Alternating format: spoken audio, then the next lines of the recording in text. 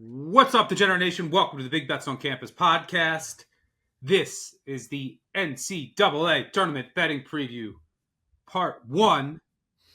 I'm Stuckey. Joining me today, my fellow BBOC co-host, Mike Calabrese, Tanner McGrath. Today we will cover every game on the board for Thursday's slate. We'll have an episode out tomorrow for Friday's slate. It is the best time of the year. I can't even remember the last time I thought about sleep. If you want to pay off some of my work, I'll have about 10,000 words on the app going through all the 13 through 15 seeds, a huge statistical breakdown of the entire field. Got contests. I'm running contests. I'm joining brackets to fill out, matchups to break down, bets to make. It's just a bonanza. It's the best time of the year. This high will sustain me until Thursday, and then the games will sustain me until Monday, and then I can maybe get some sleep. But, gentlemen, it's the most wonderful time of the year. You ready to get into some of these games? Let's do it. Yeah, I can't wait to dig into it. I was also pulling double duty, doing a little Action Network payoff pitch, talking about the Japan series between the Dodgers and the Cubs. But I'm going to be lying if I didn't have a little side eye on all my notes for this particular podcast, so I'm excited to dig into it. I have no time for baseball right now. All right, let's start off. We'll go in chronological order, and so we'll start with the first game, 12:15 Eastern on CBS. You can hear the CBS music already. Creighton versus Louisville in Lexington. Louisville's a 2.5-point favorite, total 145.5. Louisville kind of got shafted with this seed that's been talked about a lot. I mean, since January 1st, per Torvik, they're 11th in the country. They should have Rain Smith back as well, provide some spacing and some additional shooting. I keep going back and forth in this game. Like, I'm pretty close to market on the line, and I know that in my bracket, like, this is the first game. Friend of the show and fellow podcast host Jim Root, I saw him tweet, like, this is the game that no matter who you pick, you know it's just going to be wrong in your bracket. That's where I stand right now. And by the way, I do think that Creighton has some interesting schematic things that they do that maybe could give Auburn some trouble. And Louisville would be playing with a semi-home court advantage. I just am not I'm not like that confident, so confident in either one of them that I'm willing to, in my bracket, so to speak, to move them past Auburn. But I think that they have the wings that could potentially score against the caulk drop Creighton defense. So, I don't know. As of now, I'm leaning Louisville. Not a strong take for me. Might not have a bet on this. Maybe I'll throw in a round robin or something. Chandler, I'll go to you. You got anything here? Yeah, I took Louisville. Money line, minus 135. I think minus 140 or better. You mentioned, the obvious fact the game is being played in Lexington. I think that's a bit of a home court advantage, and that's probably baked into the line. But I still like the Cardinals here. You mentioned one reason. But the main reason for me is just on the defensive end, where I think Hepburn and the Cardinals can blitz and swallow up Ashworth and force the kind of turnover-prone Blue Jays into a lot of mistakes. And you'll see the Cardinals shift defensive coverages, but they'll play straight up and they'll ISO funnel a lot, which I don't think the motion-based Blue Jays are super comfortable with. And most importantly, Louisville is a good post-up defense. They're 0.8 points per possession allowed in those sets, top 25 nationally. I think they can hang with Kalkbrenner underneath, stop Creighton's off-ball perimeter actions, and then stifle Ashworth. I like the defensive matchup for them. I am worried about if James Scott gets into foul trouble or if Louisville decides to post double and then Creighton just kind of bombs away from deep.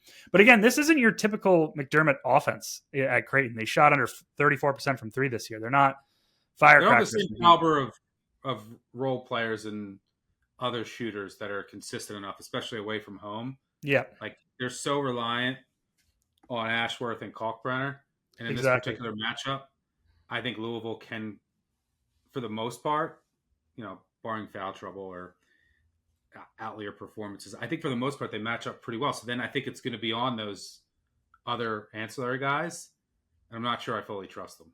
Yeah, neither do I. And on the other end of the court, like you said, the wing creation, like, all right, so the calc drop, it's going to take away all of Louisville's precious catch and shoot opportunities. But the Cardinals, they have dribble creators that could beat drop coverage. You know, Hepburn, Hadley, Edwards. And they just played 4 drop-heavy defenses. They were great against Cal. They were great against Stanford. And they were great against Clemson. They struggled against Duke, but everyone struggles against Duke. The point is, I think they're ready and prepped to move into primary creation in this first round matchup. And I don't know. I mean, I guess Smith is back. I was a little worried about it. Like, even if he's not 100% or good to go, there's a case to be made that they're better defensively without him, which is where I'm looking for the Cardinals to win this matchup. So I like Louisville in the first game of the tournament. Yeah, I mean, we referred to drop or caulk drop or drop coverage. I know people not everyone is in tune with college basketball lingo. But Tanner, do you want to just give a 15-second summary of what that means? Yeah, sure. So drop coverage is the most passive of ball screen coverage or pick and roll coverage. So in a ball screen, the guard defender, the backcourt defender, the primary defender will go over the screen and usually funnel the ball handler into the middle of the court, where the lower defender or the front court defender will sag towards the rim. And what that ultimately does is that it funnels that primary creation into the middle of the court, where they usually have to pull up in the mid-range over the top of your drop defender at the rim. And at the same time, your other 3 defenders on the outside of the ball screen can stay on the off-ball shooters and the off-ball guys. So it denies a lot of those, kicks to the corners and stuff, and really just funnels on-ball creation into the middle of the court. And Creighton and their calc drop does that better than anyone. Yeah, you got to have a guy like Kalkbrenner at the rim to do that effectively.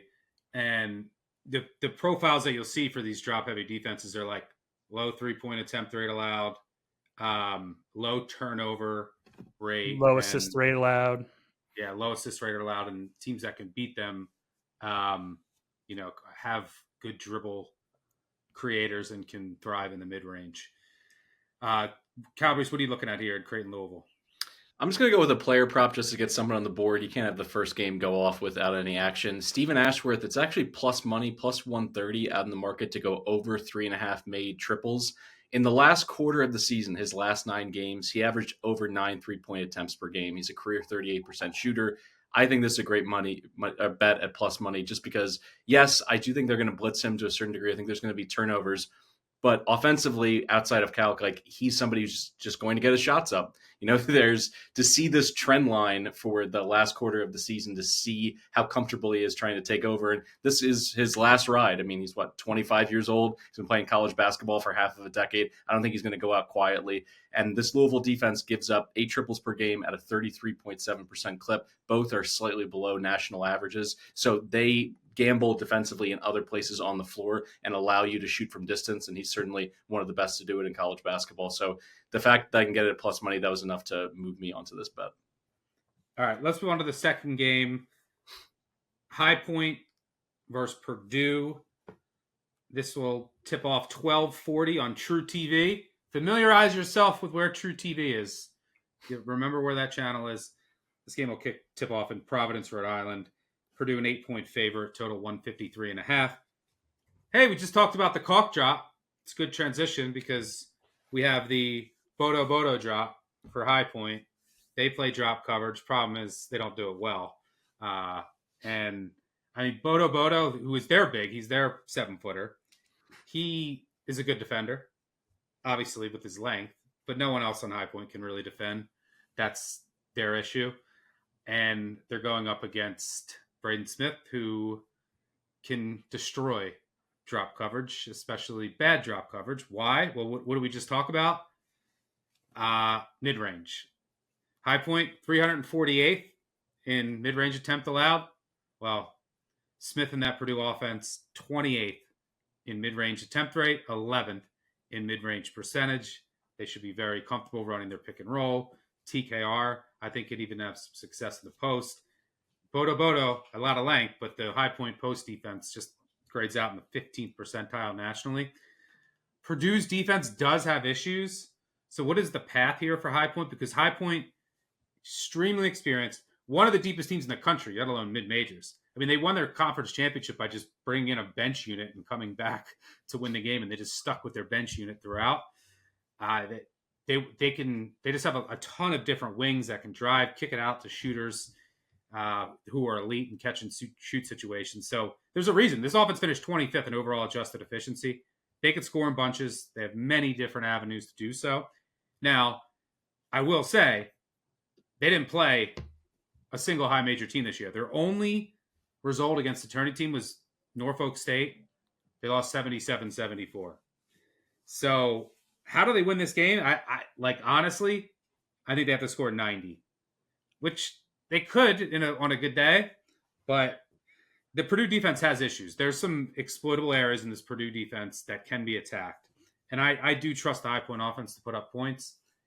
My bet in this game, though, the thing that I'm most confident in is Purdue scoring at will. I know that they shoot 5% less from three away from home, which worries me a bit. And this is like an early tip, so maybe there's a slow start. So I thought about waiting to get this live, but I think Purdue's getting into the 80s at least. So I'm playing Purdue team. I played Purdue team total over. Calabrese, what are you looking at here? Over 153.5 for a lot of the same reasons that you just put out there, but I would put an exclamation point on Purdue's defensive issues inside the arc. 350th in 2-point percentage defense. It's a layup line. They give up 28 points per game at the rim, and as you pointed out, there's a High Point team that hunts those 2-point shots inside of 10 feet. I think there's an opportunity for them to score 75 plus on their own, even in a losing effort. So I think this game is going to have a chance to touch $170. I mean, honestly, you could see so many separate players going off in this. Kaufman-Renn has been eating up Big Ten competition really for the past 2 weeks. I think he can go for 25 plus without breaking a sweat. And Smith, if he is feeling it early in the mid-range, I don't think there's any answers for this High Point defense. So 153.5, I think, is off by about 5 or 6 points. I agree. Sometimes you get these sleepy starts. At least it's not a morning local time tip. But even with that said, I'm going to go over on the total. You're on board here too, Tanner? Yep, clean sweep, more or less. I think it's a straightforward handicap over 153.5. You mentioned it, High Point soft drop coverage defense. That's going to get roasted by Braden Smith. And they really struggle in High Point, really struggles in post-up defense. 0.96 points per possession allowed. That's sub 300 nationally. So Trey Kaufman-Renn can eat here on post-up sets too. A Purdue team that struggles with, they don't have a lot of depth. They kind of just have two guys. They can just play the two-man game and score every single dime down the court for 40 minutes.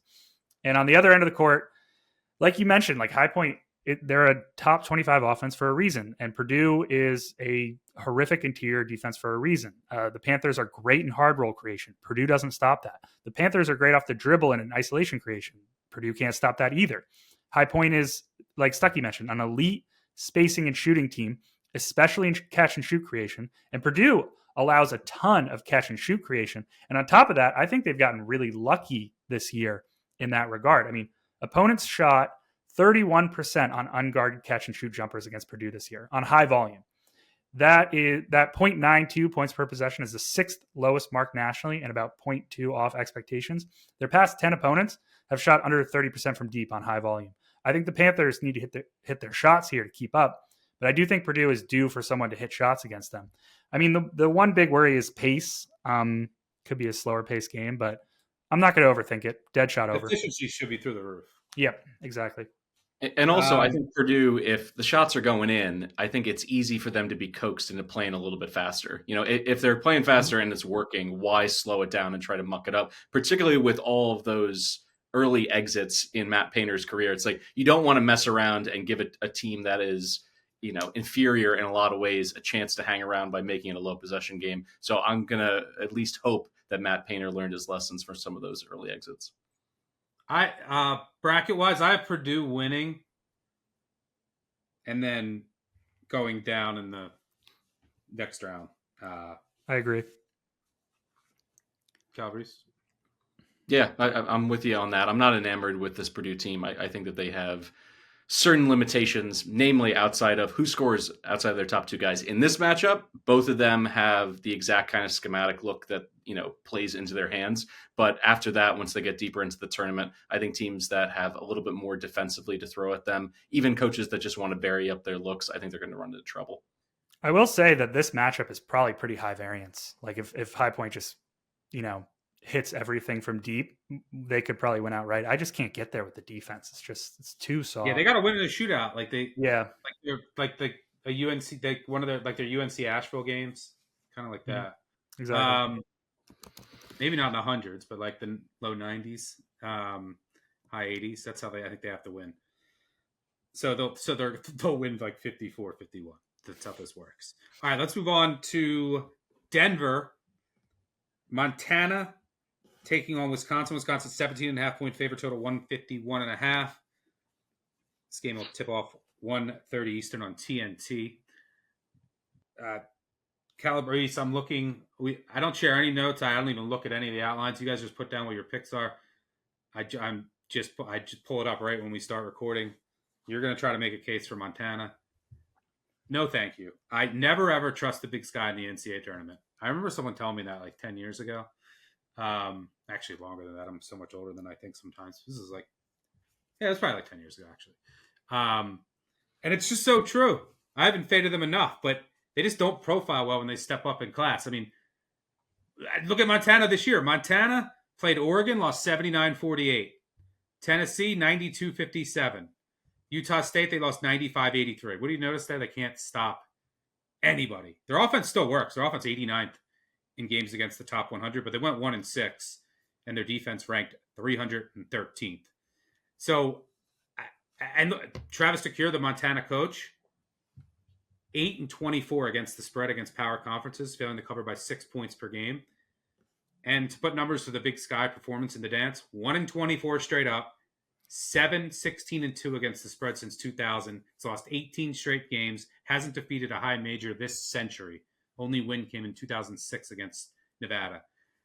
Montana does have a very good offense. And look, they're a different team since they inserted Kai Johnson into the starting lineup. And it hasn't hurt that they shot 41% from three since February 1st. But I don't really love the matchup here because they want to attack the rim relentlessly off the dribble. They just want to drive, get to the rim. They're good finishers there, but I don't see how they're going to do that against Wisconsin's size. Now, they do have shooters, and they've been shooting it well. That's their path here because they have no size. They're going to get no offensive rebounds. They're just going to have to go nuclear from three. But their offense is good. And there's opportunities to score on Wisconsin. On the other end, though, I just don't know how Montana's stopping Wisconsin. They do a great job of limiting three-point attempts, base drop, and that's helpful against Wisconsin. But they don't have any size. Like Wisconsin should just eat inside. And I mean, this is a porous mid-major defense. They're 250th in adjusted defensive efficiency, and the numbers get worse when they step up in class. The only thing, this would have been an easy click for me. But I feel like you're going to say it, Stuck. But yeah, the schedule. But I'm still not playing Montana. But this would have been an easy click over Wisconsin because Wisconsin would have gotten 90 if under normal circumstances. But they played 4 in 4 days, were completely gassed, cost me my future, and their legs are gone. Now they get shipped out to Denver and have to play the early game against a team that's already acclimated to altitude. Usually takes like 1 to 3 days. So are the legs now? Now, Tanjay did play at Colorado State. So maybe that's helpful. He's played in altitude before. But that little uncertainty probably keeps you on the sidelines. It's still Montana. I mean, it's still Wisconsin over or nothing for me. But I'm probably passing unless this line comes down. But Calabrese, do you have anything to add there to the Montana case? You're just betting on the Wisconsin legs here?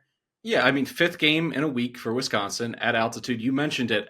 How battle tested is Montana at altitude? Well, the Big Sky has 4 of the top 20 highest elevations in the sport. So they're constantly playing at elevation. And yes, the blowout losses to Oregon and Tennessee, I think it's inflated this number. 17.5 just seems rich to me for a team that can be so efficient around the basket. Inside of 15 feet, they're top 20 in shooting efficiency in the entire country. And you mentioned Travis DeClure.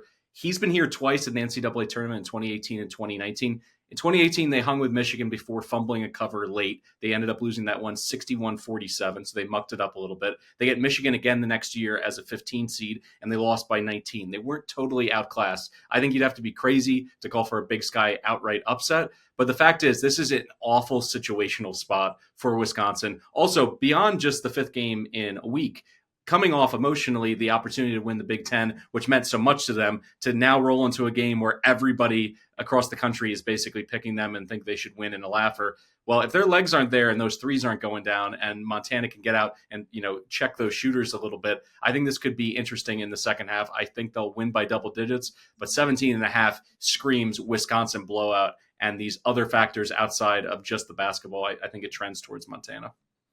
My only thing, though, is that and by the way, altitude teams have been horrendous in the tournament. But, usually they don't get to play at altitude again. Yeah, that's so this is special in that regard. A lot of that's because they don't have that altitude advantage that they have during the regular season. A lot of that's just been the Mountain West ineptitude. But that is probably not applicable here. But my other point, Montana wants to take away the 3, but I feel like that hurts them here. Because Wisconsin can shoot and they're going to throw up a ton of 3s. But I feel like you should just hope that Wisconsin's fatigued and let them shoot a bunch of 3s because they're going to be able to score at the rim. And that's my issue here, Tanner. I think you're leaning towards what I was saying. Yeah, I have the exact same thoughts as you. I lean Wisconsin and over. It shouldn't be hard for Wisconsin to score. You're right. They don't need to shoot 3s because Montana's defense, they can't stop the dribble. They can't protect the rim, and they get shredded in the post. Wisconsin can feed the rock to the Tanji, Blackwell, Klesmit trio, let them cook in ball screens, or they can feed Winter and Crawl in the post, let them work in the post. I mean, it gets more interesting on the other end of the court. Like you said, Breeze, like Montana is an elite interior offense. The problem is that Wisconsin's the best rim denial defense in the nation, arguably. I mean, nobody gets to the rim against that wall.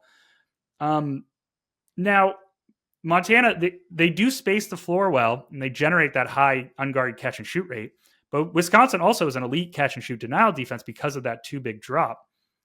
I do think, however, like Stuckey said, there are some opportunities. And I think the way that Montana scores here is that the Badgers' drop coverage is susceptible to like really good dribble and ISO creation. Like Braden Smith against High Point. And Montana has a lot of that in the backcourt and in the wings. I think they could snake the ball screen. They can get into the paint. Yeah, Monty Williams is great. Brandon Whitney, all these guys. And so like I said, I lead Badgers in the over here. Badgers should score at will. Big Sky teams never play up in competition, but Montana has some avenues to offense. I can't get there either, Stuckey, because the short turnaround spot to altitude. And my worry for the over is Montana trying to rely entirely on dribble and ISO creation rather than penetrate and dish. I just don't think that's their base offense. So, yeah, that's my thoughts.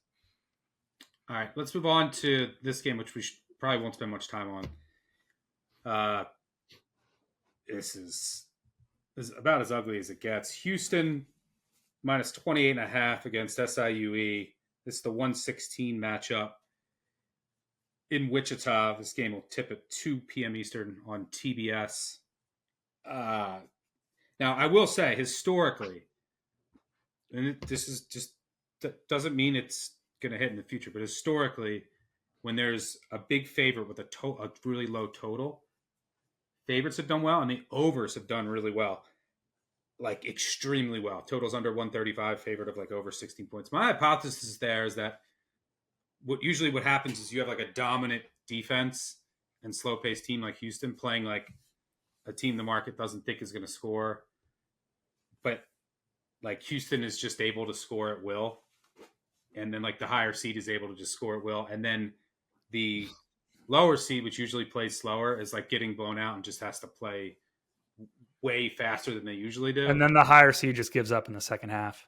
Yeah. I think that happened to Houston last year, where it was like 59 first half points and then like 75 in the second half. And I hate betting. Like Houston's built to win this game by 40. Yep. But I hate betting these 26, 28, 30 point spreads because what ends up happening, unless you're like up 45, is in the tournament is that you're going to have Houston knows they play on Saturday. So they're going to pull this, like they're up 36. I need like such a huge edge to plays. They're going to pull their starters, and it's going to be Houston's backups versus SIUE starters all the way to the end with just shenanigans. Like this is going to come down to like a Houston walk on, like shooting a 1-and-1 with like a minute to go, and then does SIUE hit a 3? So I know like Houston historically wins these games and blows these teams out. I don't know.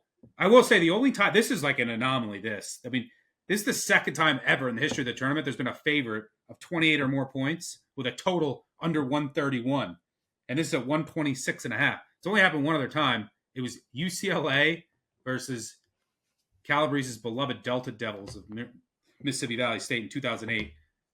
UCLA won 70-29. So, honestly, could I see that score happening? Maybe.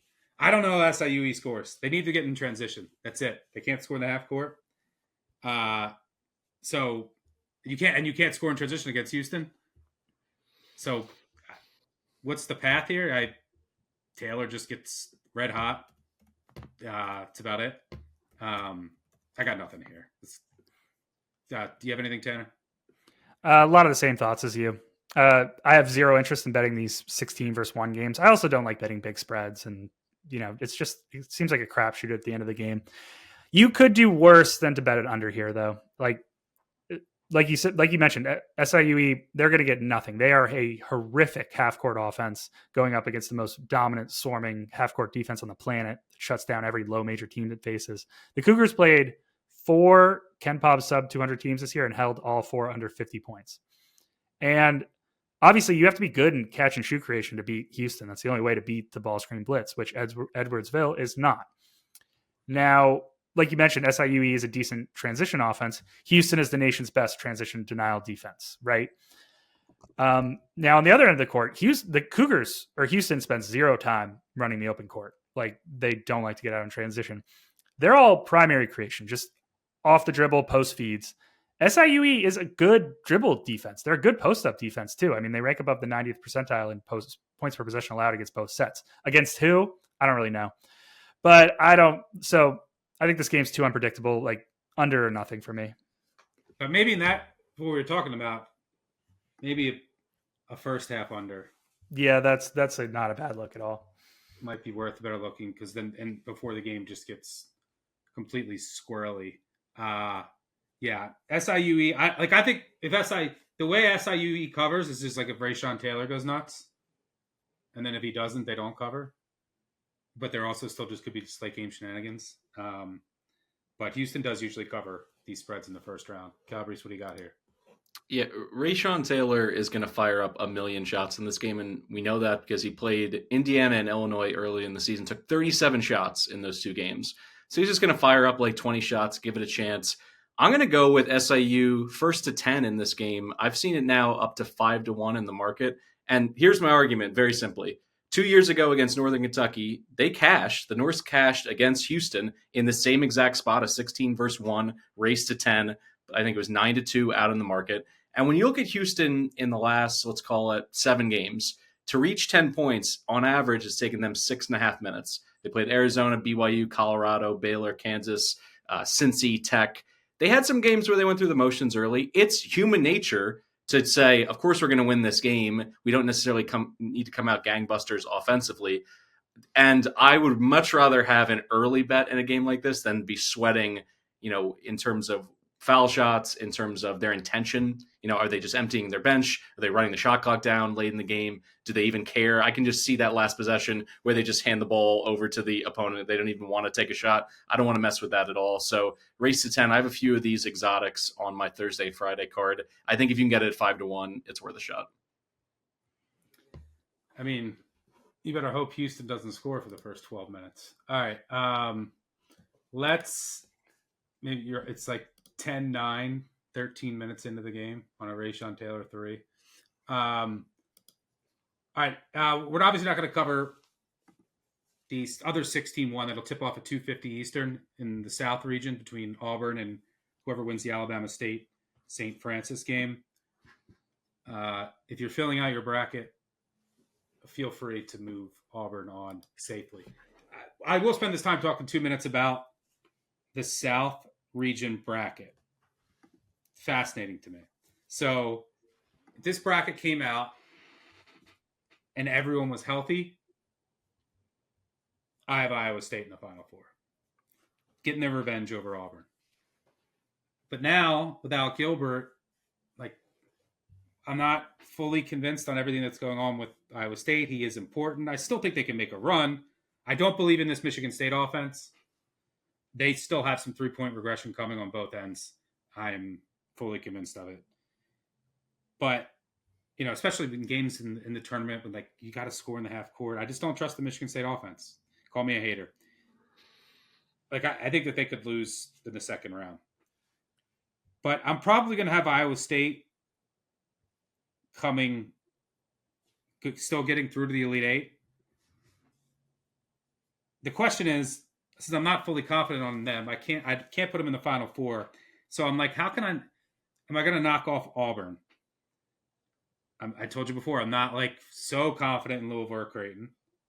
And then I think Texas A&M has the best shot of knocking off Auburn, but I'm not fully convinced that they're going to get through Yale and Michigan and or UC San Diego. I think they actually match up better with, they match up pretty well with Michigan because they can just destroy them on the offensive glass. But so I don't know. So I think by default, this is going to be a chalky region for me. I might have, I don't know. I just might have Auburn coming through. Tanner, what are you doing with the South region? Auburn or nothing. I wish I could take. You have nothing filled out. Just leave it blank. Actually, when I first filled out my bracket, I printed it out 10 minutes after Selection Sunday, just went through it. I did think Texas A&M gets through because you're right. If they get through Yale and they face Michigan, let's say, they'll have that's a good path to the Sweet 16, and they have a good chance of knocking off Auburn, who's bad on the defensive glass and has been slashing down the stretch. But I don't have a lot of interest in a lot of these teams. Like you said, Iowa State's banged up. Still don't trust Michigan State. I don't know. I think you're right. By default, you got to go Auburn. Calabrese, what are you doing in the South? Yeah, it's Auburn for me. I have to pump the brakes on my overall excitement about what New Mexico could do and be like, let's just start with one win from the Mountain West in the round of 64. I agree. Iowa State was a team I was hyping up all year. I was just like, they're back, they're healthy, they got a full deck. They lose in that classic against BYU, 3 weeks ago when they forced 30 turnovers. It's like, all right, this team is ready to make a deep run. And then losing Gilbert not only throws off your starters, but then it forces Jones into the starting lineup, who's a phenomenal player, but then you lose all of what he brings off the bench, 6th man of the year. So I just don't think they're going to have enough if they get into an absolute war with Auburn in the Elite Eight. I just love really just how scrappy Auburn has been. And they've shown that they can win without an absolute elite performance from Janai Broom. And that's not always true for some of these teams that really need their March Madness hero to play out of his mind, particularly in the Sweet 16 and Elite Eight. I just think Auburn has too many outs. So I'm just going to go with the Tigers there and be chalky. Yeah, and I might be falling into recency bias because I do think that it's just that Auburn hasn't looked great. But they probably were checked out looking ahead to the tournament, knowing that. And once they get out of the NCC, locked in with a target on you for so long, it was 6 weeks of everyone's Super Bowl was playing Auburn. So, we certainly give the benefit of the doubt in college football from time to time, where if you're a top team and other teams are getting up for you constantly, even if you have a close win, it's that's going to happen a little bit. But I think it's an opportunity for Pearl and his staff to get everybody refocused and, make this run. Yeah. My overall macro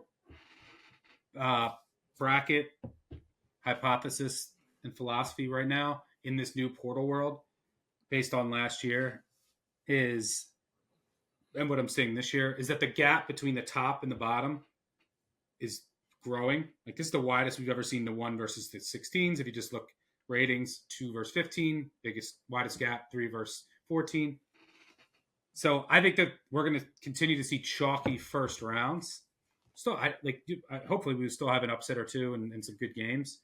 But for the most part, I think we'll see chalky first rounds. But I think that the parity at the top is growing. So I think that as long as we don't have a UConn for a couple of year stretch, I think that we're going to have better games, and there's going to be more upsets than people are assuming. But so like, I think we probably get. I'm going to say. I say we're probably going to get 113 that wins, maybe 114, no 15s. What do you mean Brian's going to beat Michigan State? What's that? So what do you mean Brian's going to beat Michigan State? We'll get to that. That's Friday, right? That's Friday. That's yeah. Friday. Yep.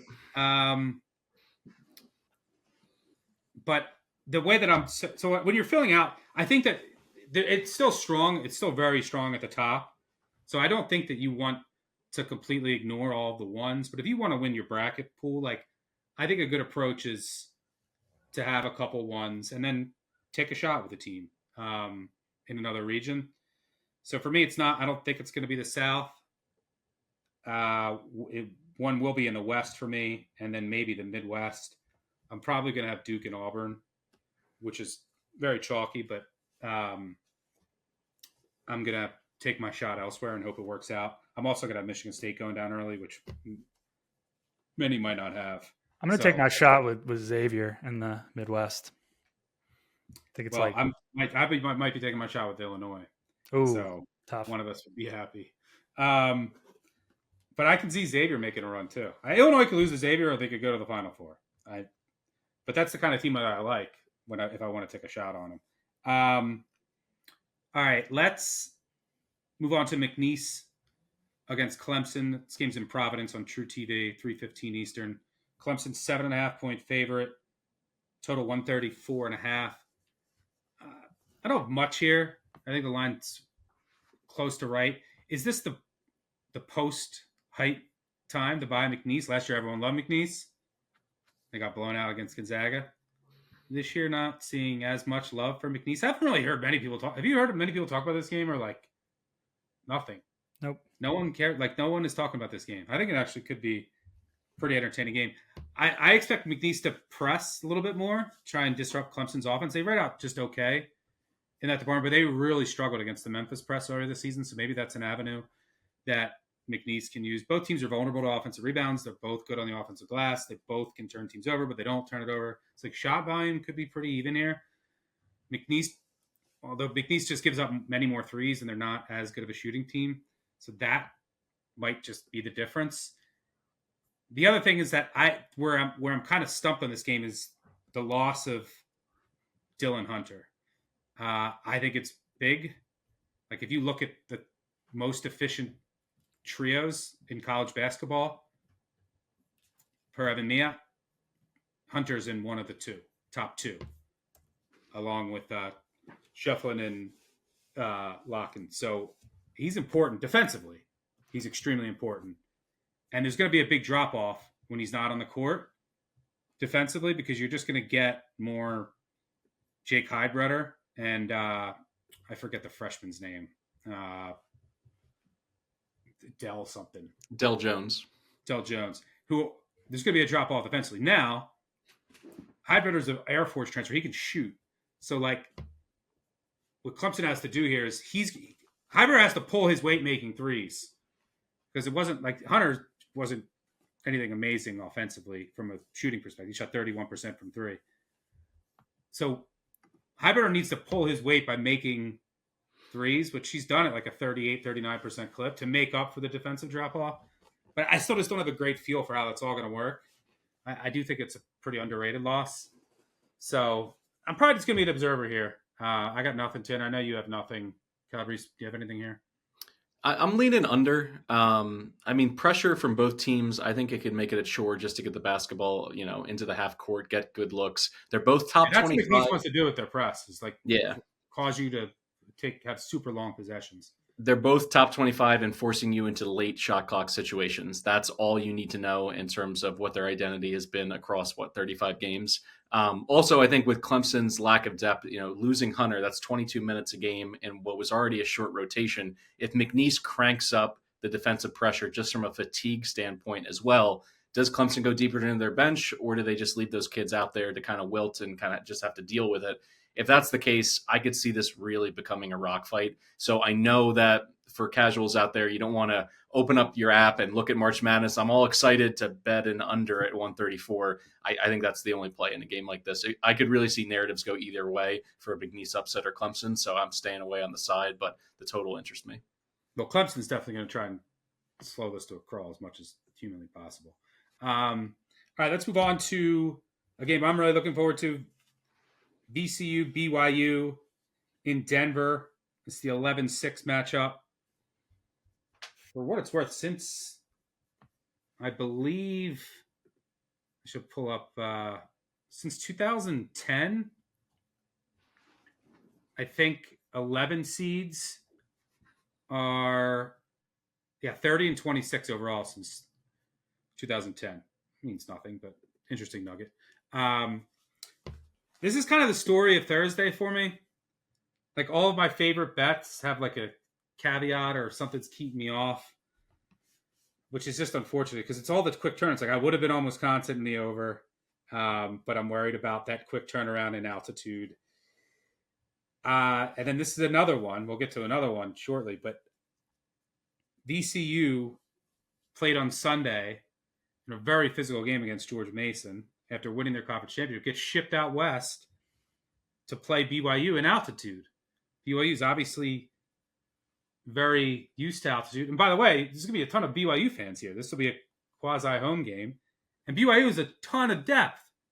So there's a couple things. I like VCU in this game because I think this is close to a coin flip. You can just get 3 or better, which is out there now. I think the VCU pressure can disrupt the BYU offense is what this comes down to.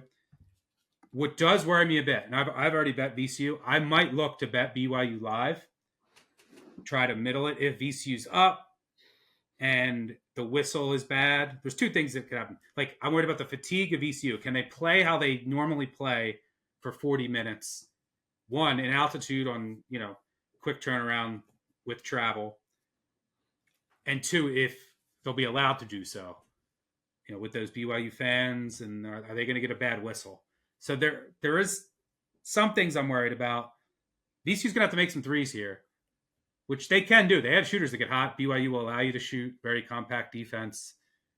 But I just think the VCU pressure, because BYU has struggled with pressure at times this year, and that can really, their backcourt in particular, can really be flustered.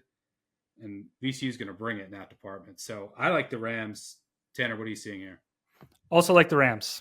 I love Ryan Odom, and I love this press happy scheme. And you're right. Like, look, just to talk about VCU's defense a little bit more, it's elite.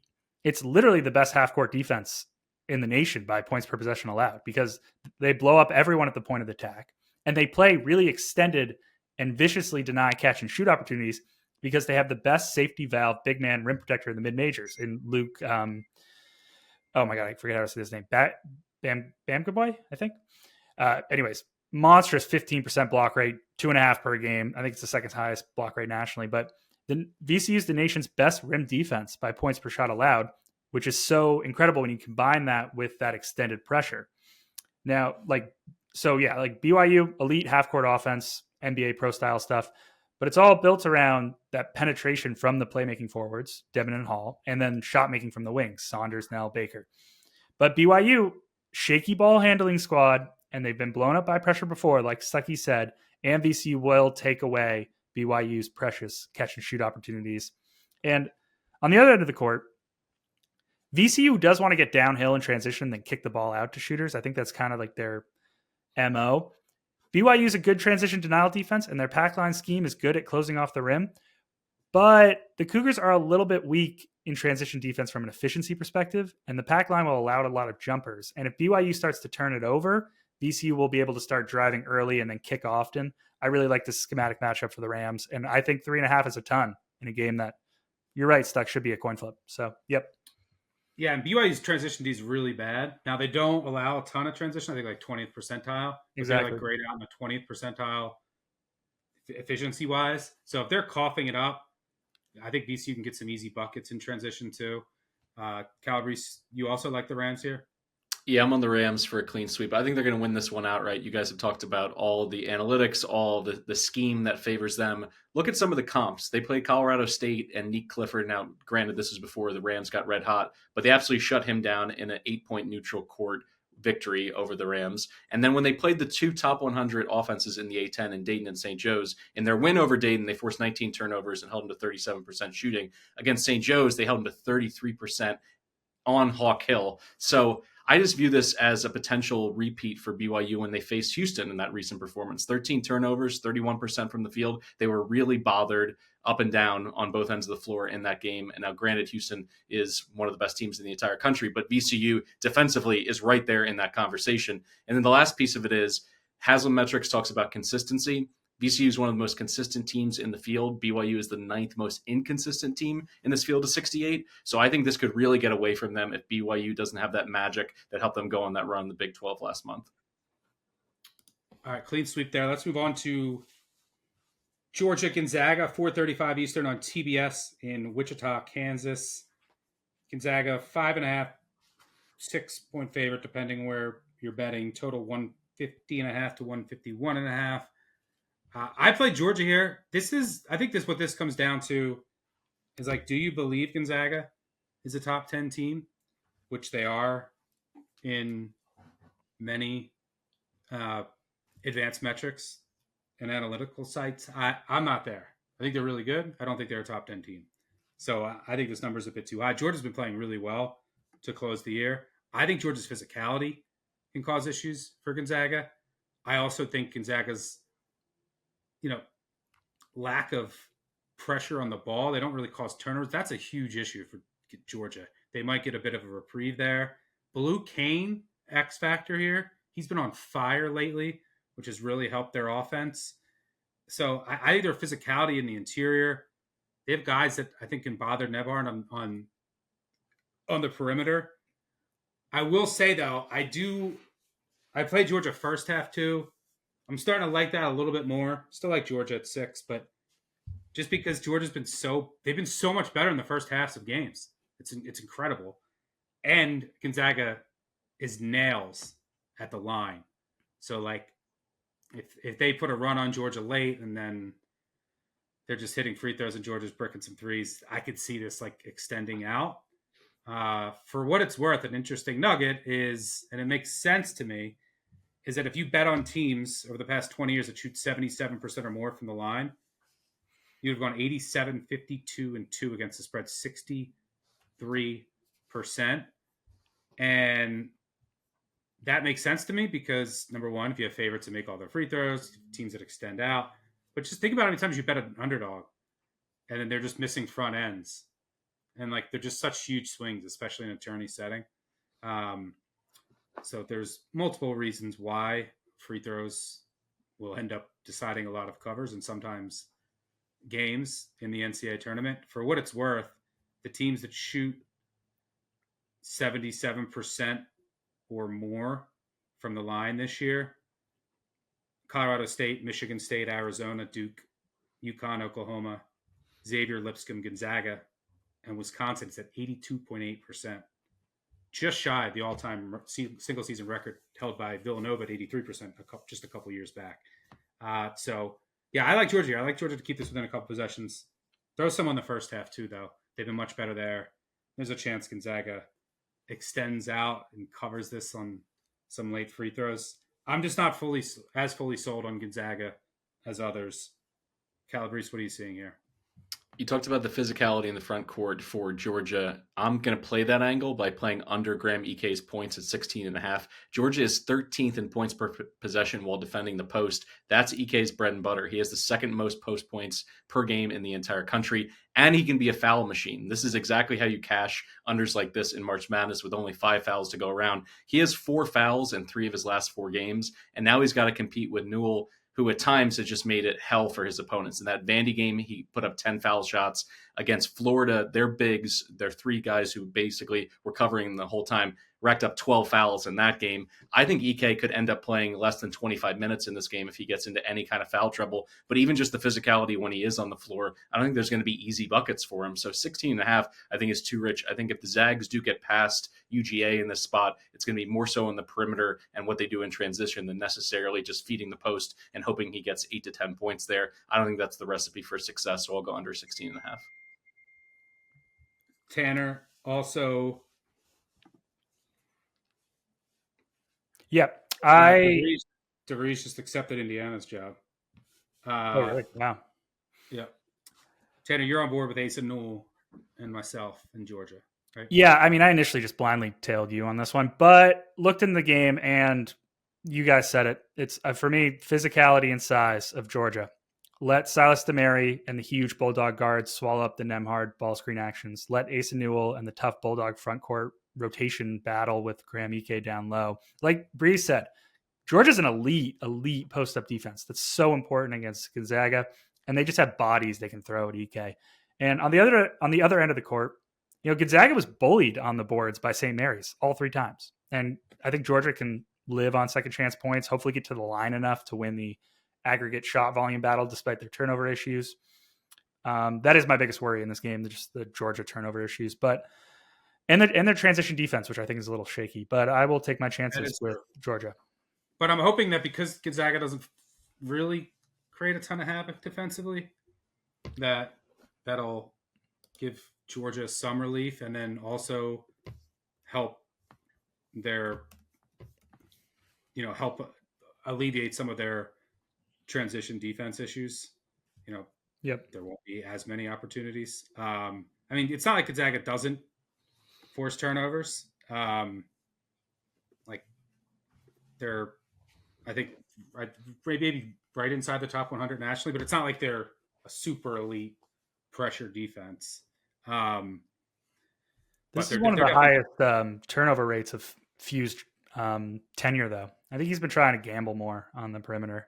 He's trying to figure something out. Yeah, they who knows what Few's going to. Few still hasn't figured out this team. Like he's still experimenting on a game-to-game basis, which is very fascinating considering how good they still grade out analytically. All right. Okay. If you're listening to this show, before we get to the night slate, you probably like betting as much as I do. And when it comes to betting, there are 2 things I'm always trying to do: make it easier and make it more profitable. That's why I've partnered with Edgeboost, the financial platform that pays you cash back to wager. Edgeboost is an online bank account that pays you for every deposit. Because with the Edgeboost Visa debit card, you get up to 0.5% cash back on all your sportsbook, daily fantasy site, and casino transactions. That's free money back in your pocket just for doing what you're already doing. It's a no-brainer. This isn't some credit card gimmick, I promise. When I first heard about this, before I signed up, I was like, what's the catch here? There is none. They get paid on volume, and it's completely seamless. It is so easy to move money, and you're just getting paid. There's no minimums. It's just a no-brainer to do this. I opened my own personal Edgeboost debit card account, and like I said, I deposited into all of my sportsbook accounts. There's no catch. There's also no hidden fees. There's no minimum balance requirements. That's another thing. None of that. And if you ever had a casino transaction flagged by your bank because they thought it was suspicious or been given the runaround when trying to fund a sportsbook account online, well, the Edgeboost debit card is the perfect tool to alleviate all of those issues. It starts with a $250,000 daily limit and will never be declined for gambling activity. That's why I was so happy to open an account. I've been pleased ever since.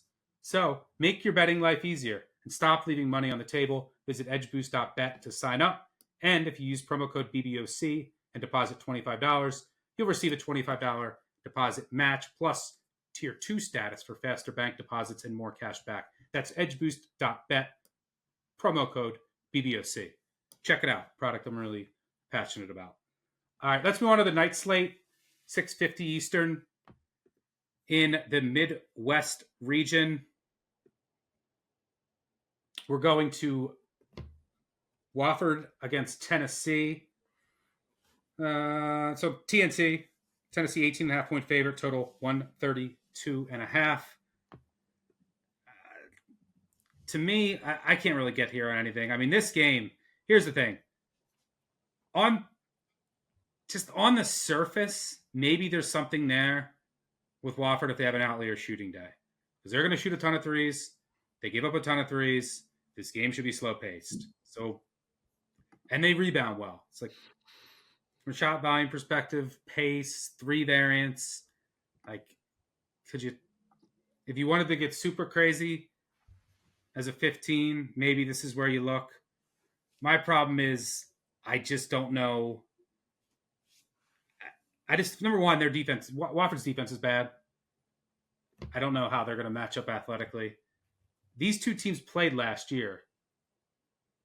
Tennessee won by 21. There were 65, 66 3-point attempts. That's like what Wofford wants. But in order for Wofford to win, they're going to have to shoot 50% on very high volume. Because I don't think they're going to be able to run their offensive sets through Filowich against a Tennessee size. It's just going to be chuck and pray. So, I don't know. I got nothing here. Easy pass for me. Tanner, do you have anything here? Nothing.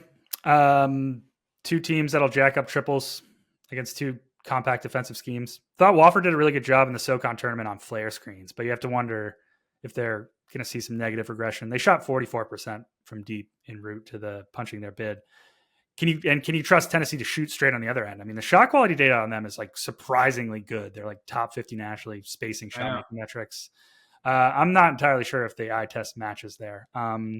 Tennessee also probably overperforming from 3 on defense, but they're so good at contests. Total shooting variance game. I'm out. Calabrese, do you have anything here? I'm just going to play the under. I look at this across the entire season. Tennessee was the underiest under team in the SEC and the third best under bet among power conference teams. If you just go by the average margin that they went under, 4.3 points per game. And 5 of their last 7 in the tournament, they've cashed the under as well. I think there's something to be said about how Barnes and his staff prepares. I think he's certainly in a spot like this is going to lean into a defense that can just put them in the hurt locker in the half court.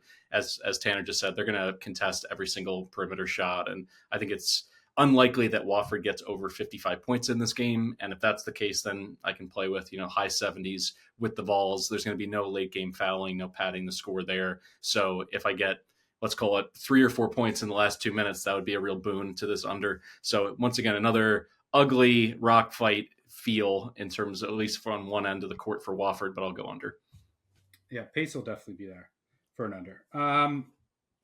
Let's go 7:10 Eastern on CBS. Arkansas taking on Kansas in Providence, Rhode Island. Kansas 4.5 point favorite, total 145.5. A lot of uncertainty in this game in that Boogie Flan, he's supposed to come back, but they played better without him. How are they going to assimilate him into the lineup? There's still no Thero, who I think is really important, but Brazil's played really well in his absence. Is Ivica healthy? He has back spasms in his wrist, and then he's out of the lineup.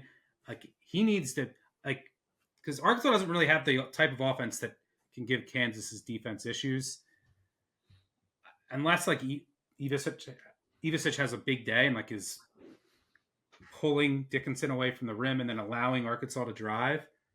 But I don't know what's going on with the Flan stuff, so I don't know if I'll bet this, but I'm going to advance Kansas on sell first Calipari. I'm keeping it simple. Tanner, what do you see here? Yeah, I kind of want to bet the Hogs, and I'm hesitant to pull this trigger because of all the uncertainty, but I just will never, ever, ever be able to get behind this Jayhawk offense. The Harris, Adams, Dickinson core, I hate it. Zero spacing. They're stuck trying to create ball screen cutting, high-low sets in crowded lanes. They get nothing at the rim. They never get to the line. They create zero catch and shoot opportunities. I just loathe this offense. And, Arkansas's defense has had some very questionable moments over the past few weeks, but they were a legit good interior defense in January. And they have all sorts of interior size to kind of park in the lane and at the rim, which is all you need to do against Kansas. On the other end of the court, again, super hesitant to back Arkansas's half-court execution, especially without Darrow. But they've scored over 80 in 4 of 6 games during his absence. Stuckey, you mentioned it. I really think pick and pop and hard roll creation from Big Z and Adu will be the difference against the slow-footed Dickinson. Move him around, make him defended space, punish him. And my real handicap comes down to, I think the Jayhawks' typically good transition defense is starting to show cracks. UCF and Arizona combined for 36 transition points on 31 possessions in the Big 12 tournament, whopping 1.16 points per possession. And while I don't trust Arkansas's half-court offense, they're still lethal in transition. So looking long and hard at the Razorbacks here. Calabrese? Yeah, this is a weird subtraction by addition situation with Boogie Fland. I want no part of it because this offense did not work with him. And is he going to come off the bench? Is he going to be a role player? Is he going to start? At the very least, I want to see it live and get a feel for what Calipari is going to do. I've also hated this Kansas team for the reasons enumerated by Tanner here. So this is just a pure pass for me. Calabrese, well, you're not passing. Before we share our thoughts, you're getting crazy in Yale, Texas A&M. Texas A&M 7.5 point favorite. 7:25 Eastern on TBS. You're betting in Texas A&M alts? Yes. So this is the Anthony DeBundo special, an Action Network alum. Now he's over at The Ringer, and he texted me about a month ago, and he said, I'm going to go with a hater perspective, at least pitch an article to the Ringer staff and say, hey, listen, every year people come out, they tout all these Cinderellas, and then they get their doors blown off either in the round of 64 or the round of 32. I want to wear the black hat and essentially go with the favorites and say why these Cinderellas are deeply flawed. My thought on this is pretty simple, and I think you're going to agree with me, Stuck. It's if I can get even a reasonable 3-point performance, I'm saying 30% from the Aggies. If they go 7 for 21 from 3-point range, everything else that they do, namely crash the glass in such an insane way, number 1 team in offensive rebounding percentage, I think there's a chance that this could be a runaway. And if you look at some of the games that they've covered this year against power conference teams, they doubled the spread in a cover over Ohio State, beat Texas by 20 during the regular season, drilled this Georgia team that we just talked about athletically, causing so many problems for teams by 16. I think Yale, if the shots are not falling, if Poulikitis does not, put on a repeat performance of being a March Madness hero last year when they upset Auburn, I could see this going away from Yale in a big way. And at plus 520 for the Aggies to win by 20 points, it has my interest. I'm in love with so many Cinderellas in this field and the potential for not just one win, but to get to the second weekend. I've watched a decent amount of Yale this year. I love what they have in their backcourt. And Mbang, I think, potentially could make life really difficult on Wade Taylor in this game.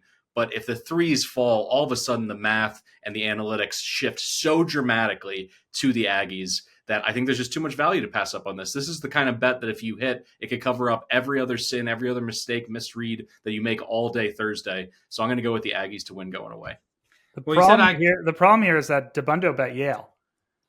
Oh, so. Yeah. He immediately texted me when I screenshot it at the Action app, and he goes, you don't know ball. So, I mean, the fact that he's a hater on this, he goes from his hater article to hating on me. It's right on brand for him. Well, you said I was probably going to agree. I completely disagree. I bet Yale, even though I love Texas A&M. I tweeted out the second Yale won, Texas A&M doesn't want to face this Yale team. And lo and behold, it's the second thing revealed on the bracket show. Why? Yale, number 1, goes under everything, really compact defense, force you to shoot a ton of threes. Texas A&M can't shoot. Like they shoot 30%. Maybe Wade Taylor is one of his, electric games from 3, but he's going up against a really strong defensive point guard in Mbang. Maybe like Wilcher comes in and has a stretch of like 4 to 5 threes, but they show us they can't shoot. They need to get on the offensive glass. Yale is an elite defensive rebounding team, 22nd in the nation. Now you can say they play in the Ivy, no one offensive rebounds in the Ivy. Well, they were 12th nationally in their 8 games against the top 150. And this team has proven under James Jones over and over again, they can rebound with the big boys. Did it last year against Auburn. But the data point that I'm most confident in that they can compete here, because they have real size and they attack and they're compact. 2016, when they upset Baylor, and Baylor was like right up there with where Texas A&M is in terms of offensive rebounding. I think they they rebounded like 41%. Texas A&M leads the country at 42% this year. They shut down that Baylor team on the offensive glass. They got 29 defensive rebounds in that game. That was the Baylor team with Motley, Torian Prince, all those guys who could just get on the glass. And Yale ended up winning that game. And they only shot 5 of 16 from 3. So I think they can compete on the defensive glass, and they're going to force Texas A&M to shoot, limit their second chance opportunities, which is basically their second chance offense is their offense. Their first chance offense is so bad. And I think they have a guy like Pulikitis. If he's hot, they could pull off this upset. The only thing that worries me, again, I hate how this card broke, is that Yale played on Sunday, gets shipped out to Denver, and has to play in altitude after winning their conference championship on Sunday against a rested Texas A&M squad that has a ton of depth. Texas A&M also has Wade Taylor, who's a foul baiter. He's one of my favorite players, but he just baits fouls. And in their front court, they can't have Alaton get in foul trouble against their front court, and they can't have Mbang get in foul trouble against Taylor. So what's the whistle look like in this game? That's important because Yale doesn't have great depth. And those are the two they really need from a defensive perspective. They're the heads of the snake. But I think it's a bad matchup for A&M. I think Yale's going to be right there in the end.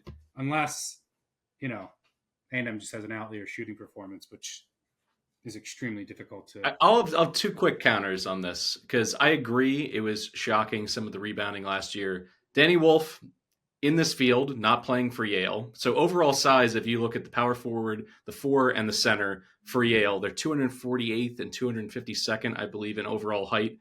And the fouls will come into play. But what's interesting, when I brought up the Ohio State, the Texas, the Georgia game where A&M won going away against quality opponents, only against Ohio State did they shoot even marginally well from three-point range. I think they shot 7 for 21 from three-point range. In the other games, they were up to their old tricks. They still found a way to win going away against those quality opponents.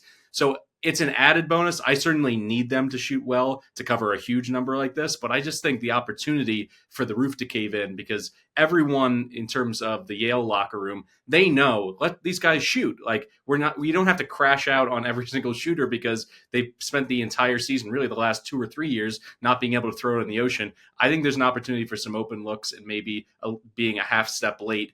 So all those things, and having to go out to altitude with rest being an issue. Yale is a team that I really liked for most of the season, and they certainly outclassed the Ivy. But I think this is a big jump up athletically, and if they get into any foul trouble in that front court, it could be curtains. Yeah, I don't know. I trust Yale. Like the Ivy too. Ivy's always been good in the tourney. Whenever, like last year against Auburn, they were outclassed athletically. Against that Baylor team, outclassed athletically. We've seen Harvard do this. I trust Yale to keep this close. Tanner, break the tie. Yeah, I agree with Stuckey. All in on Yale. You got the handicap, Stuck. I'll just add 3 quick things. Texas A&M ranks 4th nationally in rebounding plus turnover differential, plus 330. Yale is top 20, plus 220. Like you said, they good rebounding squad, doesn't turn the ball over. They can hang with the Aggies in the extras battle. Part 2, Yale's defense, under screen, pack it in, deny the rim. They have a legit good rim protector too, and they're going to force everything over the top. I'm a little worried about them hanging in one-on-one matchups. I don't think they're a great ISO defense, but if you force Texas A&M to shoot threes, that's how you beat them. Finally, Yale's offense was initially worried that their downhill, somewhat rim-reliant ball screen motion would get smoked by Texas A&M's aggressive switch and post denial. But the Bulldogs are super legit. They're a super legit spacing and shooting offense, generate a super high unguarded catch and shoot rate. That is so key against A&M. And you know that James Jones can push the right buttons and adjust his offense in a tournament setting. And they could also initiate offense from 3 different spots on the floor. So you can kind of work off ball and pit A&M's aggressiveness against them. And finally, like you said, Stuck, the Ivy's a damn good league. The top of this league competes with everyone consistently. So I expect more of the same. Give me Yale. Yeah, Yale earlier this season, for what it's worth, lost by 8 at Purdue, 92-84. All right, let's move on to pretty intriguing game in the night slate, 7:35 Eastern on True TV between Drake and Missouri in Wichita, Kansas. Missouri is 6.5-point favorite, total 132.5. Pace clash. Missouri wants to run, get out in transition. Drake allows the fewest transition possessions in the country, and they run in transition at the lowest rate in the country. I was surprised to see that Drake actually leads the country in points per possession against press defense. Now, they're not saying like Missouri presses, but that was surprising to me. Missouri's going to press. Missouri's going to zone.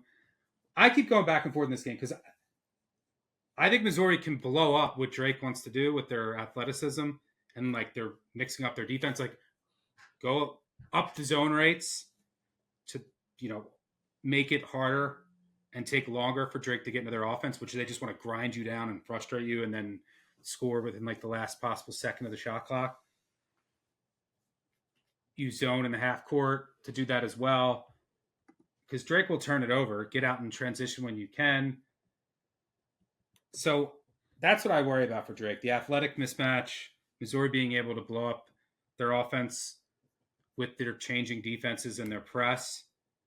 But if you're going to run zone, you're going to change. Like Drake could also live on the offensive glass, which is a concern.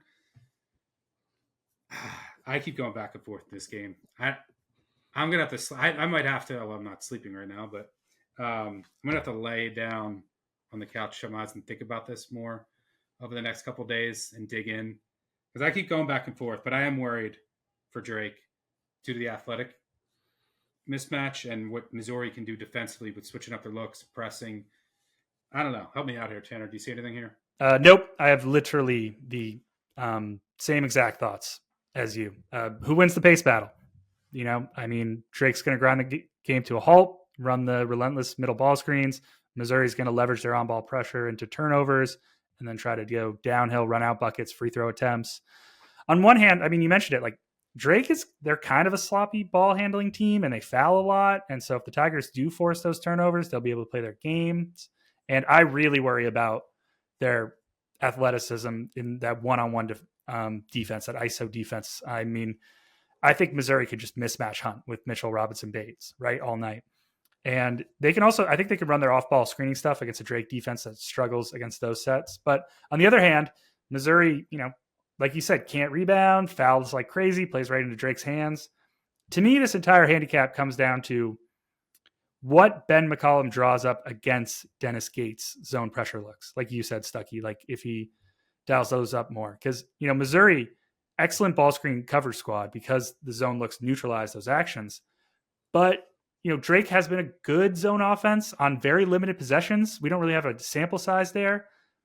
I'm partial to thinking that McCollum's wizardry will scheme up the right actions. And if Drake can still play elite transition defense despite the turnovers, pace should stay slow. So it could be hard for the Tigers to get past 3 possessions in that type of game script. Drake or nothing for me, but I don't think I'll bet this game. Yeah, it's interesting that Drake, they turn it over a lot, 270 turnover rate, but they don't allow anything in transition. How's that possible? It doesn't make sense. They're 59th in steal rate allowed. And the reason for that is that a lot of their turnovers are just like, there's a lot of shot clock violations. And there's not a lot of live ball steals, which lead out to runouts, which they would be in trouble allowing against Missouri. So the numbers are, there's a lot of turnovers like by design in a way, just how they want to run their offense and how they want to score like the last possible second. Like obviously they don't want to turn it over and have a shot clock violation, but they're not as deadly or as fatal as, steals would be. And they're just kind of a byproduct of what they want to do by running their offense and grinding opposing defenses down with their middle pick and roll. Mike, you do like Drake.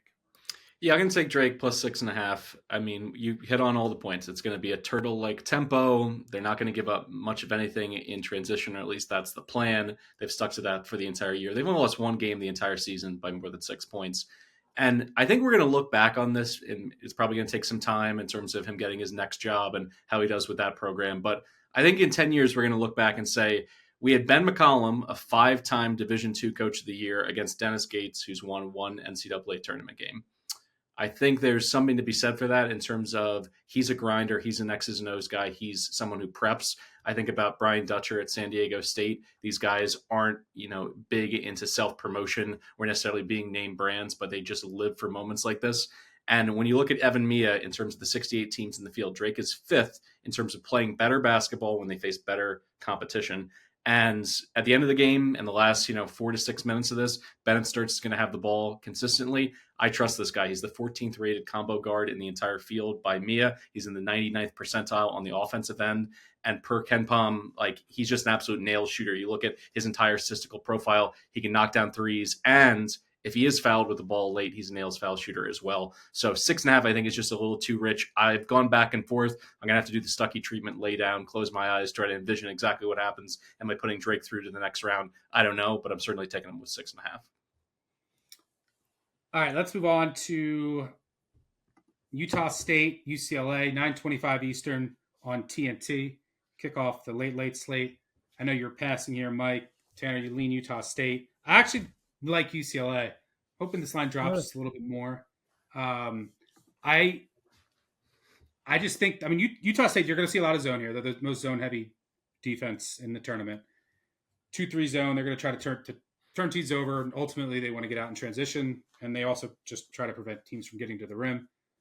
But they don't allow anything at the rim, 7th percentile. But UCLA doesn't try to score at the rim, literally, 3rd percentile. So I think that strength is kind of neutralized. And as a result of its defensive structure, Utah State does allow a ton of catch-and-shoot threes. Bruins are average in that department. But I think that they're going to be able to find ways to operate in the mid-range, and that's where they live and thrive. So I think – and this defense has been figured out, I think. Since February 1st, Utah State 201st in overall defensive efficiency. Prior to that, 107th over their first 20 games. And UCLA takes care of the ball. As long as you take care of the ball against Utah State this Utah State defense, you're going to score on them. And then you're going to prevent them from getting out in transition. And that's where they're good. And UCLA's defense is a bit vulnerable, which worries me a bit. And UCLA's offense did grade out very well in zone offense this season, although they didn't see much of it, and it was against clowns. But I think there's a couple things. I think they're going to be able to operate in the mid-range. They're not going to turn it over. I think they're going to up their press rate here. UCLA is going to pressure Utah State. Utah State grades out in just the 18th percentile in press offense. I've watched them struggle with some of the better presses it's faced this season. I think they're going to struggle in that department. It's also worth noting, late in the game. If UCLA gets behind in this game, I'm definitely going to look for them live too. But I'm out on this Utah State team. Also, altitude Mountain West team. This will be in Lexington. I like UCLA. Do you have any quick thoughts on Utah State, Tanner? Yeah, and What I'm worried about is UCLA will give up a lot of threes. Utah State can shoot.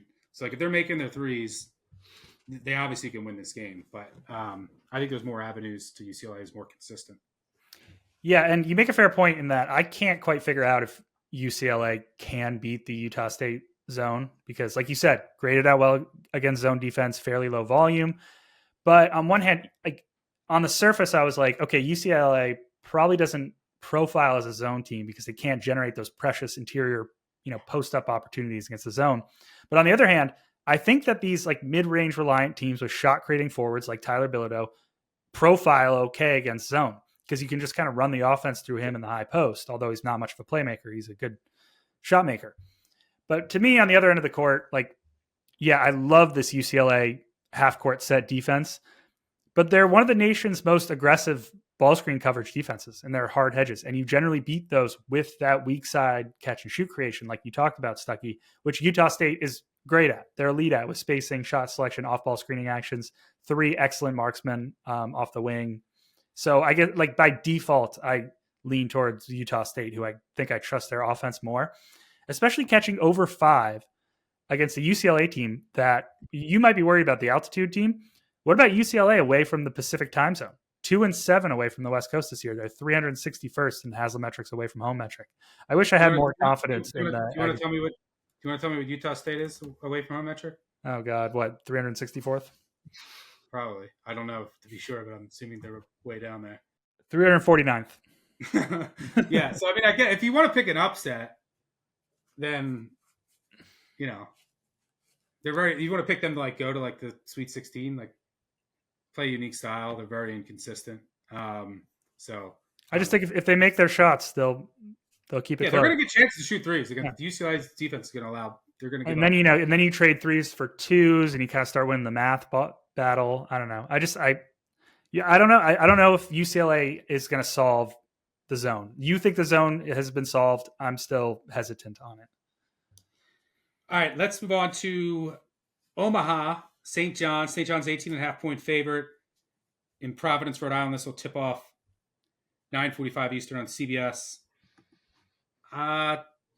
St. John's, they have some 3-point regression coming toward both ways over the past month. I'm not a believer in St. John's. I love Patino. I love their defense. Don't trust their offense. By the way, you want to go KenPom, pull up St. John's profile. Tell me how many teams in the top 25 of KenPom that St. John's beat this year. The answer is 0. Entire season. So I think the Big East was way down this year. Can Omaha hang here? They got a couple things working on the favor. They're good on the defensive glass. They're top 20. You got to be against St. John's, and who's 9th in offensive rebounding. You can't turn it over. They've been good in that department. You got to make threes over St. John's defense. Omaha can do that. Top 50 3-point shooting at 36%. They were even 40% during league play. With all that said, it all came against the Summit League schedule. So, defense is optional in that conference. This is a huge step up athletically. Also, Omaha's just going to pack this in. They have no rim protection, no size. Pack it in. They're going to pray St. John's shoot threes, which they can't do, and they're due to start missing a lot again. So does St. John's fall in love with the threes, and can Omaha compete on the defensive glass? I think for a bit, it's going to be hard for them to score unless they're making some threes, but it does scare me too. Their point guard has improved, JJ White, but earlier this season, they played UNLV in Minnesota, who pressed them, and it was a disaster. They scored 0.5 and 0.6 points per possession. Well, St. John's has that press, but on steroids. So, this team, all they do, this team just covers.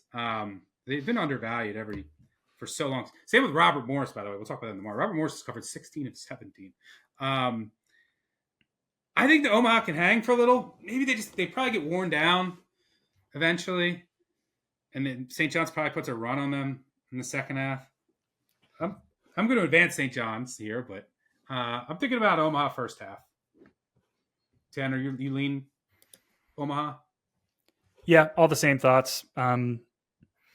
Should avoid getting ripped apart in the extras. They're good in transition denial, and like you said, they play that compact man-to-man scheme. If you a good way to beat the Johnnies, slow them down, keep them out of transition, turn them into jump shooters in the half court.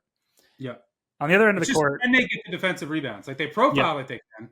Yeah. But they're going to be athletically at a disadvantage and a size disadvantage. They kind of feel. They kind of feel. If St. John's makes the threes, who cares? They're going to win by. Yeah. But Omaha kind of feels like a team built for March. Good guard play, grit, tough shot makers, and I think that their tough shot making. Yeah. I think their tough shot making can play there because the Johnnies allow a super high off the dribble jumper rate, aren't great at defending those actions, at least according to the shot quality data. And that's how Omaha shoots, right? They don't really move the ball or generate catch and shoot opportunities, but it's more just JJ White and Tony Osborne pulling up in your face. So I do kind of like the matchup for Omaha. I can't get there with this level of athleticism disadvantage. Like you said, I think that the Johnnies, like they do so many times, especially in the non-con against low major teams, I saw it 3 or 4 times, they'll just start to lean on you and start to overwhelm you in the shot volume battle. And look, the Mavs, they were crushed in the non-con. They got destroyed by Iowa State in their only high, upper echelon matchup. So I lean Omaha, but I don't think I can get there. What do you see, Calabrese? I'm going to go with an exotic here out of DraftKings. Largest comeback of the game by 5 or more points, plus 170. And you talked about what St. John's can go cold. They're buried in the 300s and 3-point percentage. They're 201st in half-court points per possession. You see those weird possessions where Kadari starts becoming the de facto point guard. That doesn't necessarily work. I could see them going on a cold streak. Can Omaha lead 8-2? 12-6, 14-7. I can certainly envision it. You talked about JJ White. He shoots 44% from 3-point range. Just give me a couple of those. Markel Sutton, I think, could hold on the defensive glass, at least for the first 5 to 10 minutes of this game. So in a very small sample size, can I get them out in front and go ahead and grab an early lead? But I just need 5 points. So I think plus 170 is an interesting way to fade a St. John's team that offensively was running very hot there at the end. I think they'll return to who they are a little bit and be able to grind out these games in the first weekend. It won't be pretty. And for that reason, I think this is just an interesting way to attack a game that otherwise I don't want to be sweating out foul shots late with the Johnnies trying to cover a big number. Yeah, Johnnies are kind of like Michigan State with like their depth, their physicality, but they'll come out slow. Like, and they can get behind against anybody, then just put a run on you. Before we get to the grand finale of UCSD Michigan, UNC-W, Texas Tech, I lean Tech. I think they're going to be at full strength. I'm hearing they will be, but injury uncertainties keep me off. I wrote up that game in many of my pieces. That'll be on the Action Network app. Tanner, you like the total there? Yeah, I like the over. And the reason why I like the over is that the Seahawks are going to run everything through the post, through just the massive Harlan Obioba and Kamari McGriff. And I at first I was like, okay, Texas Tech can hang down there with Toppin and Federico. But I'm not entirely sure because they've been kind of cooked lately in their post-up defense. Over the past 5 games, they've allowed 52 points on 41 post-up sets to Arizona, Baylor, Arizona State, Colorado, and Kansas. That's 1.27 points per possession. That's insane for post-up efficiency. And if the big boys, of the Seahawks get Texas Tech in foul trouble, that's another issue. I mean, the Raiders fouled a lot in Big 12 play this year. Whistle's big here. If they call this tight, that'll help UNC Wilmington. Exactly. And on the other end of the court, Texas Tech is just a firecracker. And now they're fully healthy. I mean, they're elite off the dribble. They're elite in their short roll and pop creation. They're a top 10 spacing and shot making squad. On one hand, I looked at it and the Seahawks actually grade out really well against the dribble and roll defense, like dribble and roll actions. But if you look deeper, opponents shot 27% from 3 off ball screen actions against the Seahawks this year on super high volume. Their basic man-to-man passive ball screen coverage defense, it ranks, I think, 300th nationally in 3-point rate allowed. So I think an elite offense like Texas Tech should just be able to destroy them off those actions. And I looked over, and the projections, by the way, seem to make this above market. I think I got over 143.5. Evan Miles at 145, Bart Torvik's at 145, shot quality's at 151, Sean Kerner, he's at 147. And, I think the Wilmington defense is a tad overvalued, and I think that they should be able to bully ball their way to points and free throws to also help lengthen the game and cash this over, even if I think the pace is a little questionable. Pace won't be. But efficiency over. But when Texas Tech does run, they're going to score at will. Yep. To UNC-W transition D is not good. So I think they might take some more opportunities there. You like Tech, Mike? Yeah, another Cinderella turning into a pumpkin. The word out of Lubbock is that they're going to play with a full deck. We'll see how healthy everyone is, if they're on minutes restrictions or not. But at full strength, this is a national title contender. Shot quality has them number 3, Ken Pom and Torvik 7th. Mia has them number 9 in the whole country. And in their non-con, they covered big numbers. I have them 5th at full strength. Yeah, they're a phenomenal team. And you saw it in the non-con. They covered as favorites of 18.5, 22, 24.5, 27.5, 32.5. They had no problem blowing the doors off of teams that aren't at their level. And when you look at UNC Wilmington, outside of a non-conference game against Kansas, they played a really soft schedule, the 10th easiest schedule in the field, 284th nationally in that regard. And despite that schedule, they were mediocre defending inside of 10 feet and at the rim. Toppin is going to crush him in this game. He has almost 9 points per game at the rim. He's a monster on putbacks and on the offensive glass. I think this is a statement win for Texas Tech, who wants to feel good about themselves, get the ball rolling into a deep run in this tournament. I see them winning by 25 plus. All right, let's move on to if Texas Tech's at full strength, they are designed to blow out teams like this. But let's move on to the last game. UCSD, UC San Diego, our Tritons. Taking on Michigan. Michigan 2.5-point favorite here. Total 142.5. I love UC San Diego. It's my favorite bet of the weekend. Or I should say of the first 2 days. And it's the only bet that I like and the matchup that I liked and have one of those other factors that's not working against me, which is happening in all the other games. This is the one where Michigan played 3 games in 3 days, now has to get shipped out west, play on Thursday in altitude. And by the way, Michigan fans are now saying, oh, it's fine. They're college kids. You liars. 2 weeks ago, you got blown out by Illinois and said, oh, it's 4 and 9 days. What'd you expect? Well, but this is 4 and 8 days in altitude. So if you couldn't do 4 and 9 days, What's going to happen here? I don't know. Just something that could work against them. People are disrespecting. This is such a polarizing game. I love it. On one hand, everyone's saying, you see San Diego's the most trendy dog. People, Twitter is like, it's a small echo chamber. A couple people like UC San Diego, then a bunch of people say it. And then you have people like that have like these rinky-dink sites that are saying it, and then you make TikToks about it. And then it becomes trendy. Who cares? Like, the trendy picks can win too. Then on the other side, you have books saying Michigan's the most bet team. It shows you that the Twitter echo chamber is a very small percentage of the betting population and ultimately meaningless. But people are disrespecting the shit out of the UC San Diego defense. They're not going to be able to handle the 7-footers. 7-footers, Wolf and Golden, will be problematic at times. But you don't get anything in the paint against UC San Diego by design. People don't realize how good this defense is, how their communication. They don't allow anything in the paint. They're going to run their zone with man principles. They're so connected. They're going to turn over Michigan. This turnover disparity is staggering. One of the worst turnover teams in the country versus a team that takes it away more than anybody. Despite their lack of size. And by the way, went to Utah State and won. They played San Diego State. Their biggest rival, they played three times this year, has a 7'1" guy that they go to all the time in their offense. Despite their lack of size, they're 65th in near proximity attempt rate, 71st in near proximity attempt percentage, 9th percentile in rim offense allowed, 93rd percentile in rim defense efficiency. That's their team defense. It is unbelievable across the board. The sum is so much greater than the parts, and most people just haven't watched them. So what's going to happen here? The one thing I'm most worried about, I'm not most worried about Golden and Wolf. I'm most worried about Michigan's potential 3-point regression and UC San Diego's negative 3-point regression, because they've been one of the luckiest teams in terms of 3-point shooting. Now their 2-point shooting and their 2-point defense has still been really good, but they're like 5% over both ways and 5% under on defense. And Michigan hasn't made a shot in months. They're going to get shots here. And if they make them, I'll tip my cap. But I don't trust Michigan to make shots. And now you have altitude. They might be a little fatigued.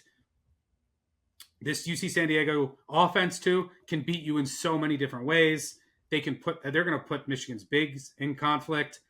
Get ready to learn Tyler McGuy, one of the best shooters in the country.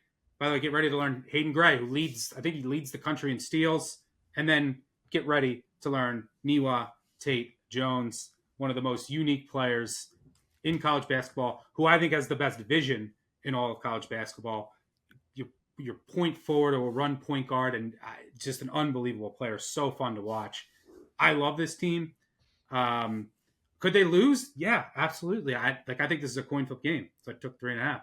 Would still take it at 2.5. But I don't think it's going to be because they can't handle the Michigan size. Structurally, they're designed to do that. And I think their zone can really disrupt what Michigan wants to do. Can the Michigan guards make shots? If they do, I'll tip my cap. But Michigan's going to turn it over a ton. UC San Diego does not turn it over. I think they're going to win this game. I love this team. Give me the Tritons. Tanner, you agree? Fully agree. Clean, I'll just add, you went through most of it. I'll add a few notes.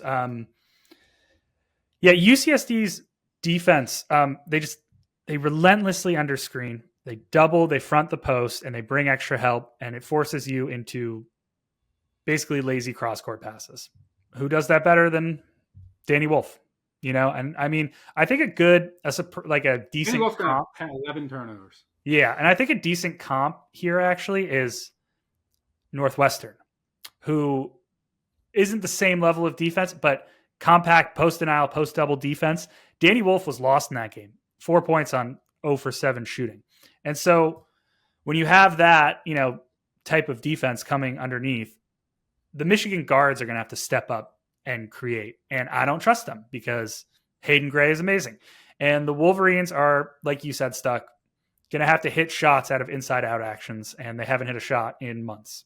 27% from 3 since February 1st. Triton's ball screen set. People are just acting like, you're just going to throw it into Golden and then there's the 6'7" guy trying to guard him in the post, and then Golden's going to turn around.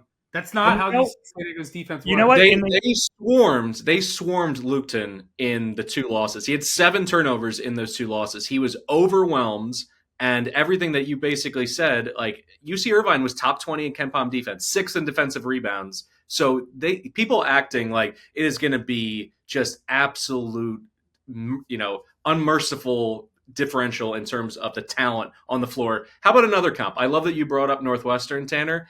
Another team played Michigan, and they were a 9-point underdog at the Chrysler Center. They lost by 2. They were plus 13 in the turnover margin. They made 9 triples. They did little in transition, but they still nearly won. You know what team that was? Iowa. All right? Nobody's watched Iowa in the last 3 months and said, man, they're so much better than Michigan. UC San Diego is better than Iowa. They do everything better in those metrics. They're going to win the turnover battle. So I'm with you guys. And this isn't just me coming from a place of jealousy, knowing that you, DeBundo, and Stuckey are going to sit around in your Yale basketball jerseys with Bush Sr., Bush Jr., and Clinton on the back, all enjoying them beat Texas A&M. This is me saying for all of us low-major college basketball fans that have watched this team play all year, they are a nightmare. They are an absolute nightmare to prepare for, and they're also just going to throw a lot of zone at this, the big man pick and roll that apparently Michigan fans think is some kind of riddle that cannot be cracked. Bullshit. So we're going to see. I can't wait for this game. I love that it's the absolute nightcap. We can all settle in after a day of madness and just enjoy this, public versus, pros versus Joes. However you want to argue it, the echo chamber argument that Stuckey made before. I think the Tritons are going to get this done. I'm going to take them on the money line. Yeah, and, in the Big West Championship game, I think Irvine made a little run once Lucian went to the bench, and then he came back in, and then he was swarmed again. So it's like this team can, yeah, you're right, this team can handle skies. Only other point I wanted to make is that I love the Tritons ball screen sets, the way they're designed. They're fantastic. So much positional size, spacing, shooting. And I don't trust Michigan's ball screen coverage. They funnel dribble creation in a drop, 2 big drop, but they aren't good at stopping the dribble. I don't trust, like I said, I don't trust Michigan's guards. 0.81 points per possession allowed off the dribble. It's 37th percentile. And they're bad against rolling actions too. 1.16 points per possession allowed, 11th percentile.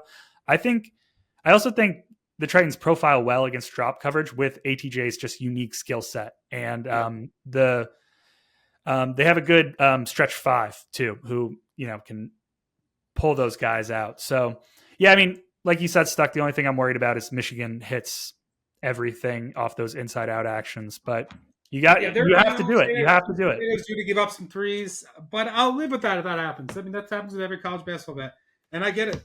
Michigan, I'm not disrespecting Michigan. This is about UC San Diego, not against you. But people are talking about UC San Diego. I haven't watched them at all this year, and it's not just dump it in. Like how people are talking about this UC San Diego. It's just a bunch of accountants who are going to try to guard Vlad Golden, who's going to go for 40 in the post. That's not how this is going to work. Now, if the Michigan guards step up, they could win this game. They could win it big, and then if UC San Diego's not making shots, but. I mean, Vlad Golden was apparently the stiff just a couple of years ago. He went to the Final Four. All of a sudden he goes from off the radar to people understand, like, if you can ball, you can ball. And the recency bias of a tournament champion out of a power conference is very much real. So much airtime dedicated to it. 2 of the last 3 Big Ten tournament champs lost in the round of 64. So the recency bias is real. Don't just buy it because you think that, the name brand is going to scare away the Tritons. All right. That'll do it for us. Tanner, I don't know if you'll be joining us yet or not tomorrow. It depends on Greg's availability. So we'll share our Final Four tomorrow. Do you want to share your Final Four as of now? You can change it in the future. Yeah. Auburn, Duke, Texas Tech, and Xavier. As of right now, I'll share my final one tomorrow. I got to go through again. I'm Auburn, Duke, Texas Tech, and Illinois. We'll have a fun first round head to head there. One of us, our brackets will be dead on the second day. All right, that'll do it for us. Thanks to Tanner and Mike for joining me. Most importantly, thanks to all of you for tuning in. I'll make sure tomorrow's episode is a bit shorter. I always get too excited on the first one, but I know everyone's excited for the first day. So sorry it was an hour and a half. But thanks for tuning in. It's the best time of the year. Make sure you subscribe. Tell a friend, tell them you know the deal. Shout out to Edgeboost. By the way, next Saturday, Elite 8 Saturday, join myself, Jim Root, and the favorites, Chad and Simon in Chicago at Joe's on Weed. Just RSVP. I retweeted it today. I hope to see somebody there. It's free. Come have some drinks, sweat some games. We'll do an Elite Eight preview, myself and Jim Root. But thanks for tuning in again. Tomorrow's episode covering Friday's games. Can't wait. Good luck on all of your wagers. We'll see you tomorrow. Cheers.